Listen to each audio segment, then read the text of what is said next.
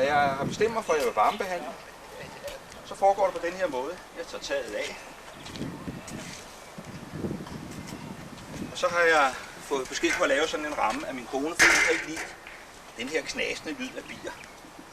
For jeg er nødt til at tage magasinet af, fordi jeg skal have et bitæt net under. Og det kan jeg gøre tidligere om morgenen, før bierne begynder at flyve, eller jeg kan gøre det dagen før. Hvis jeg gør det dagen før, så sætter jeg et par kiler imellem, så der er en flyvespalte. Og dem fjerner jeg om aftenen, når alle bierne er inde.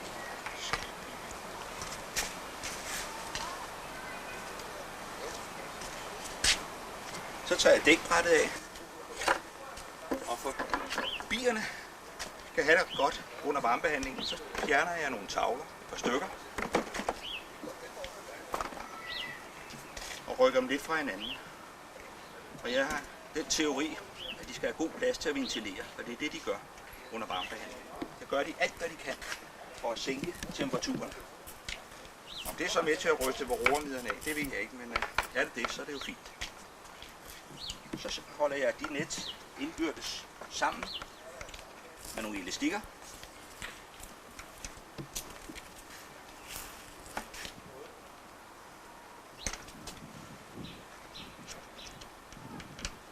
Og de her kiler, dem husker jeg så at fjerne om aftenen.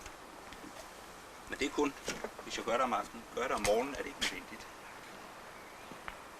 Og hvis de skal stå natten over, så lægger jeg mit dækbræt på igen. Og sætter mit hus på. Og så lukker jeg min trådbund op, så der er god ventilation natten igen. Og så sætter vi den op her på vores varmeapparat,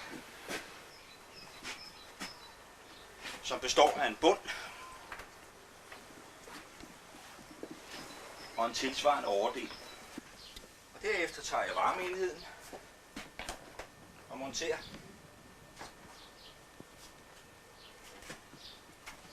og til sidst overdelen.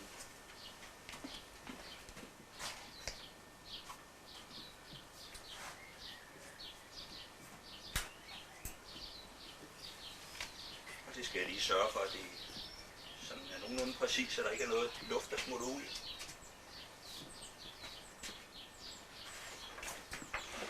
Så har jeg på samme måde som med nettene nogle elastikker, der holder det indbyrdes sammen.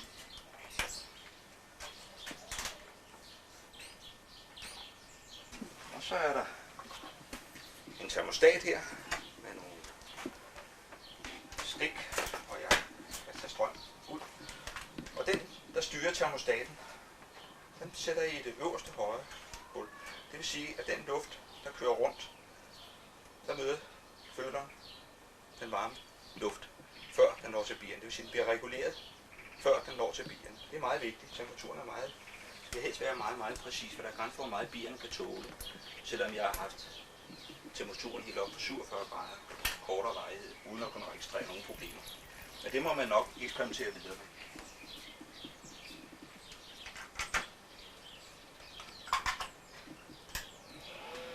Nu starter ventilatoren og varmelægen, og det vil sige,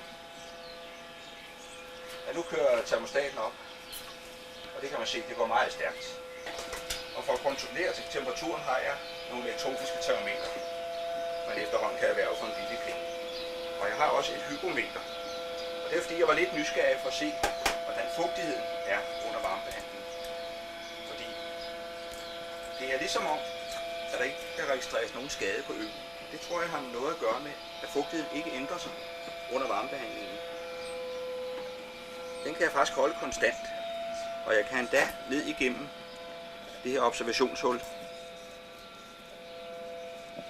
kan jeg tilføre fugtighed, hvis jeg mener, at den ikke passer. Men det må man nok eksperimentere videre med. Så tager jeg de her elektroniske termometer og sætter ind, og det er sådan lige så meget nysgerrighed, fordi den og det elektroniske termostat, det er fuldt ud nok. Der har jeg display heroppe, hvor jeg kan se temperaturen.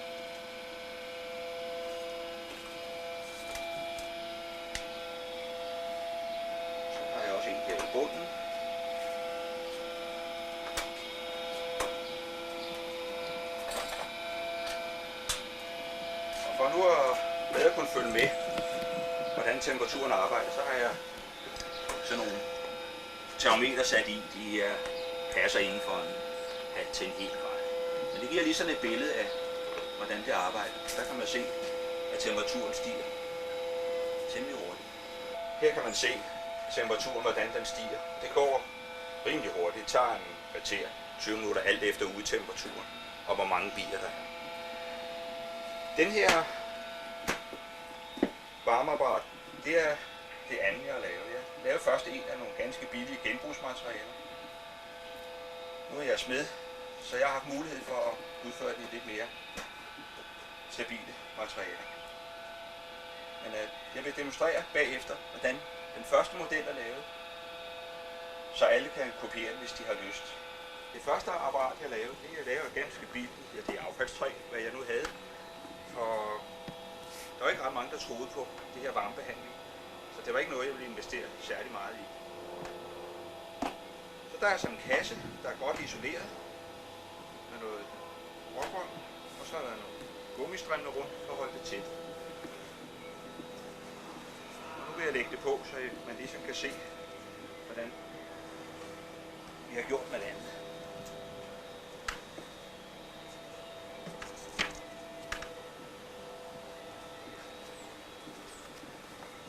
Sidste net skal vi have lagt på.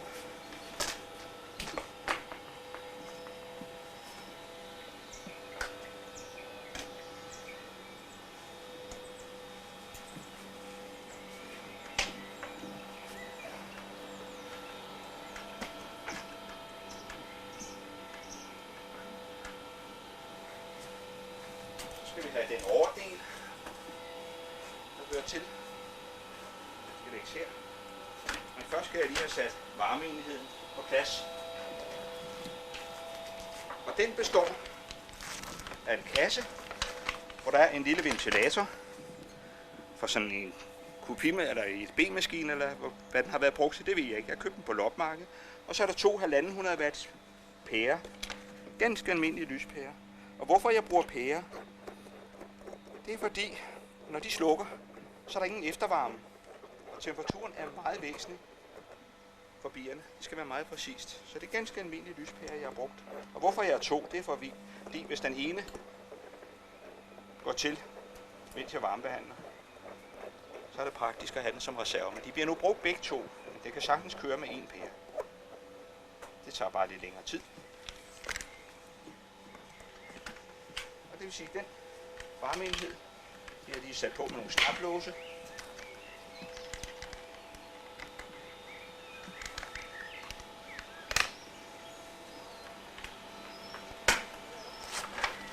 Og jeg har lavet sådan et afstandsrør, som det er bare et stykke rør, man nu kan finde plastik. Det kan også lige så godt være firkantet, det er fuldstændig ligegyldigt, men stadigvæk isoleret for at holde varmen. Den sætter jeg ovenpå. Så lægger jeg den ovenpå.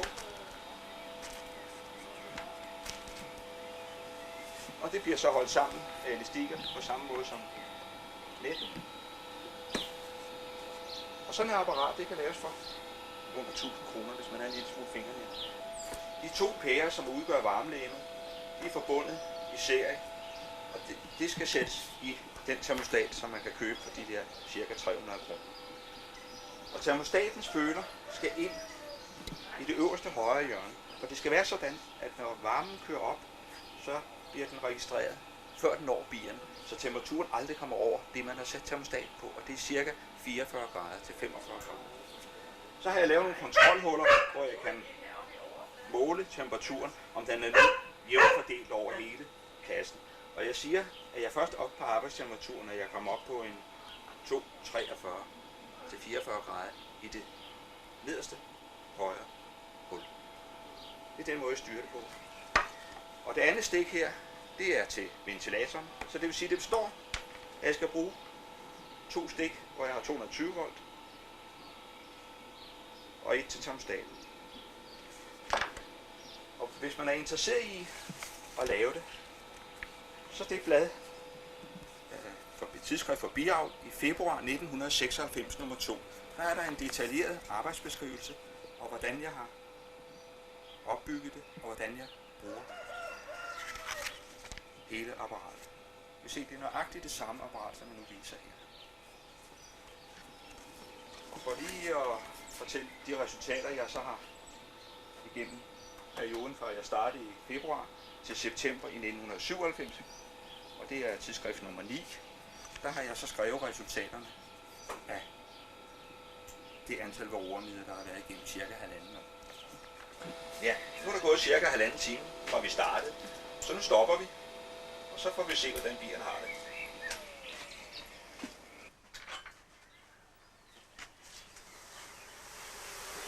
Og som man kan høre ganske tydeligt, ventilatoren er jo blevet stoppet, og der er virkelig blæs på her.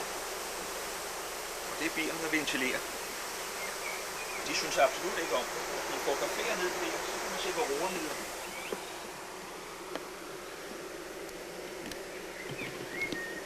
Og det er ikke nogen, jeg har lagt derned. Det er desværre nogen, bierne har haft på sig. Der er måske endda mulighed for at se, at de bevæger sig. Jeg ved ikke, om der er lys nok, men når vi nu tager af, så bliver det lidt bedre at se. Nu sætter vi dem lige herned, så de kan få lidt luft. Og så er der mulighed for at kigge, om der skulle ligge nogle varroamidler her. Og jeg har konstateret, at de, der er levende, de har levet op til 36 timer efter, jeg har varmebehandlet.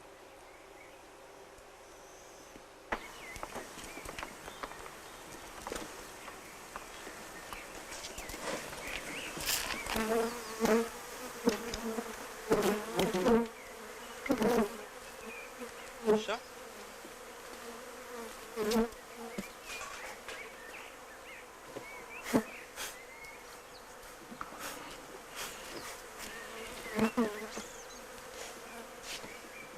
Så kan de godt gå på arbejde igen.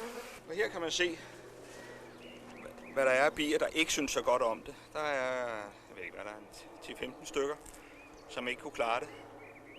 Bare er blevet klemt i, eller andre, det kan jeg ikke sige. Men sådan er det.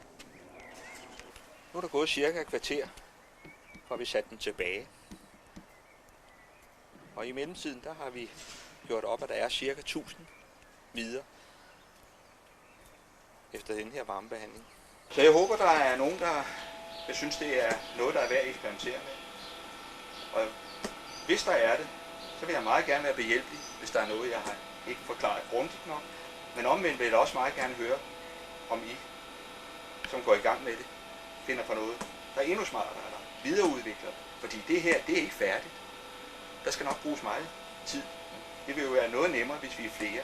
Og hvis vi så taler sammen om de resultater, vi opnår, så kan det være, at vi kommer derhen, hvor vi kan bruge varmebehandling mod varroamidler. For hele fordelen med varmebehandling kontra alt muligt andet, det er, at du kan gøre det på hvilket tidspunkt over, du har lyst. Det har ingen indflydelse på honningen. Der efterlader ikke nogen giftstoffer. Og bierne ser ud som om, at de lider ikke særlig under det. Nu er der gået cirka en halv time til 3 kvarter efter, at bierne blev sat tilbage. Og de har allerede travlt med at hente vand. Og da jeg kun har den ene familie her i haven, så kan jeg jo godt med en vis rimelighed mene, at det er de bier, der er blevet varmebehandlet.